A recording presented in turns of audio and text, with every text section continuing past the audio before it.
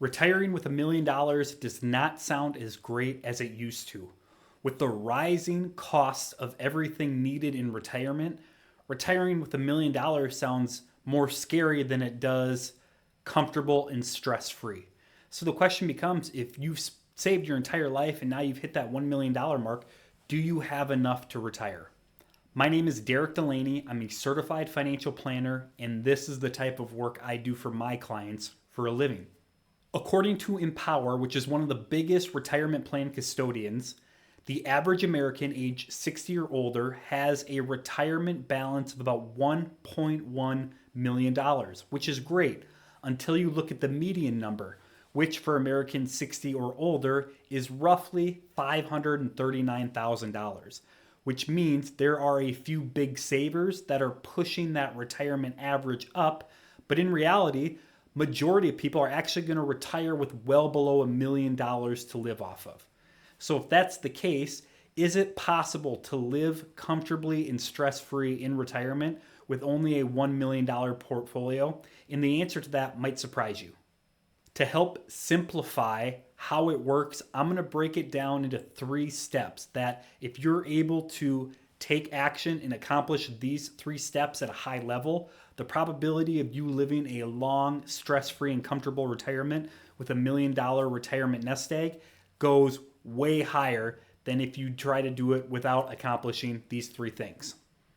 First, we need to make sure that you understand the future cost of your retirement as accurately as possible. When it comes to retirement, so many people get this wrong where they go, well, I have a pretty good idea of what I think I'm going to spend in retirement. I think I know what a comfortable and content retirement looks like from a dollar and cent standpoint. Or you get a bunch of people who get to retirement and they go, I can completely change my retirement spending and my lifestyle to fit whatever budget I need to fit, considering the financial situation I'm in. And the reality of that is the completely wrong way to do it. For most people, when it comes to retirement, their expenses, at least in the first couple of years of retirement, will look very, very similar to what life cost the couple of years before they retired. So the easiest way to get an idea of what retirement's going to look like from a cost perspective is to take the last 3 years of your pre-retirement lifestyle and track those expenses and take those expenses and prorate those into the future for those first handful of years in retirement. And then you can add on any additional expenses that are variable or big ticket items that you know are going to be stuff you're going to want to spend money on in retirement. For example, let's just say you're 3 years away from retirement and you're approaching that $1 million mark and you say, I think retirement's going to cost X, Y, and Z. But instead of just trying to guess at that, like creating a budget would do, go back and track the last 36 months of spending. And you can take those 36 months of expenses and categorize it into 2 buckets. Bucket number 1 is pre-retirement expenses, and those are expenses that you are not going to incur once you retire. It could be all the gas you have to spend money on to get you from your house to your job. And when you retire, you're not going to have to worry about that anymore. And bucket number 2 will be all the money you're going to spend in those 36 months that you will continue to spend money on in retirement, like your cell phone bill, like utilities, or any other debts that you have that you're going to carry into retirement. And then in addition to those expenses, add on those variable expenses or big ticket items that you think you're going to spend money on as well, like extra money on travel or gifting to kids or grandkids or anything like that. Once you have a really good idea of what your retirement lifestyle is going to cost and you have evidence to back that up, you have a roadmap of what you need to create from an income standpoint to meet those future desired expenses. And that brings us to step number 2, and that is create a distribution plan. So the first thing you need to do when you're creating your distribution plan is you need to have a really good idea of what guaranteed income sources you're going to be able to rely on in retirement. These are not monies that are coming from your $1 million portfolio. They are coming from other sources of income. A lot of these could be a pension that you get from your job. They could be part-time work. It could be Social Security income. You may have rental properties that you expect to collect rental income off of for a long period of time while in retirement. You want to organize these income sources, list out what they're going to pay in future value terms and at what date. So you have a really good idea of when they're going to get turned on and what the expected value of that income source is going to be at that time. And then you're going to want to have a really good idea of if you can count on those income sources from the day you turn them on to the end of your retirement plan. Things like Social Security and pension income have a high probability, if they're set up correctly, to make it to the end of life. Other things like part-time income and maybe rental income, maybe income sources that you can count on for the first 5, 10, 15 years of retirement. But as you get older, the likelihood of those income sources sticking around could drop. You're going to want to know that, and you're going to want to organize those income sources based off of that information.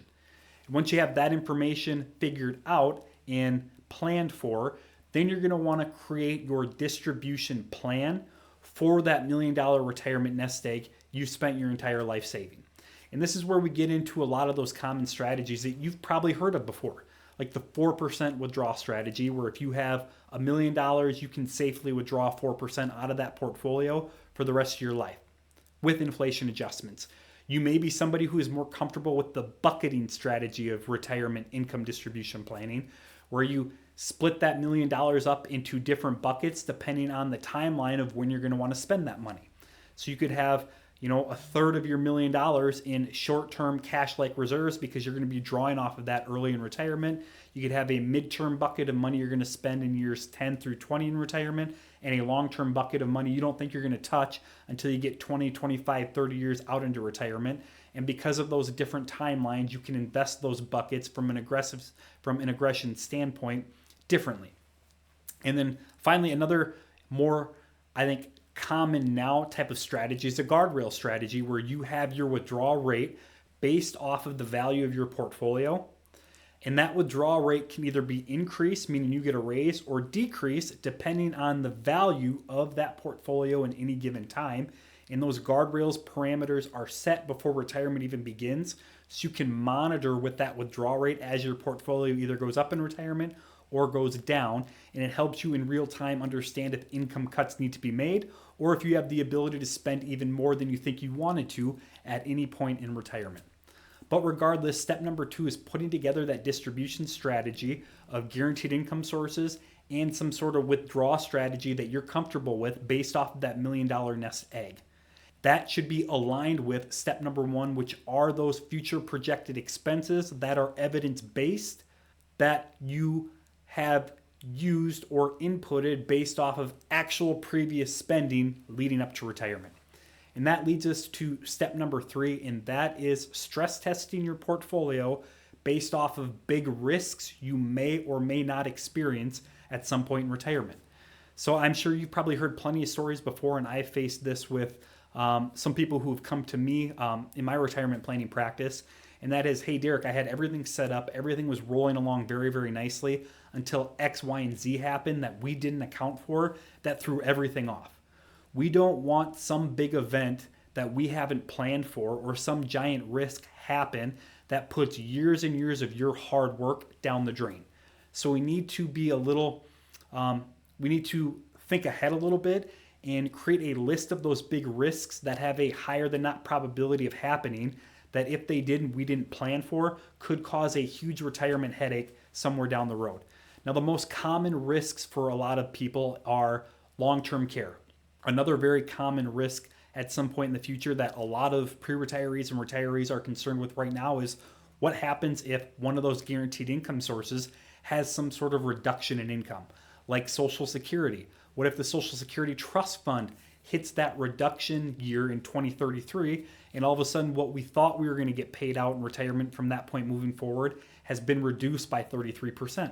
Another big risk that could take place in retirement that catches a lot of people off guard could be some sort of medical emergency that they did not consider happening later on in retirement that doesn't classify as some sort of long-term care need.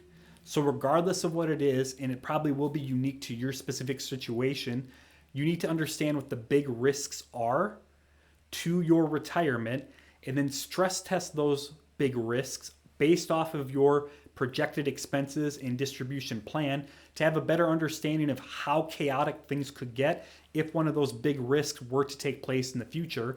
And if things get ugly enough, you may want to put parameters or guardrails in place to help protect yourself if a future event like that were to happen, or start planning for those big future risks today to ease any sort of problems or pain they may cause in your future. So if you have $1 million in retirement, you feel really good about where you're at. The great news is you should, because you're probably doing better than most other Americans when it comes to the median price or median account balance of a retirement nest egg in America for those age 6 year older. However, you can't stop there. You need to prepare yourself. And if you can do the three things of projecting your future expected retirement costs based off of evidence and prior spending, to put together a retirement distribution plan that encompasses guaranteed income sources and a withdrawal plan based off of that $1 million portfolio, and three, plan for those future big risks so when they happen, they don't cause as much pain and problems long term if they do come to fruition. Doing those three things are going to give you a phenomenal shot at entering retirement with a lot of confidence and being able to live in retirement with that $1 million portfolio very comfortably and contently as you age. If you're looking for help or you're looking for a second opinion on if you are going to be able to make it in retirement with your $1 million portfolio, click on the link in the YouTube video description and I'd be happy to have a free 20-minute complimentary consultation to talk more about you, to give you a better idea of if you are sitting in a place right now or projected to sit in a place that you will be able to retire comfortably, especially if your retirement nest egg is reaching that $1 million mark. I look forward to our future conversations, and until then, happy planning.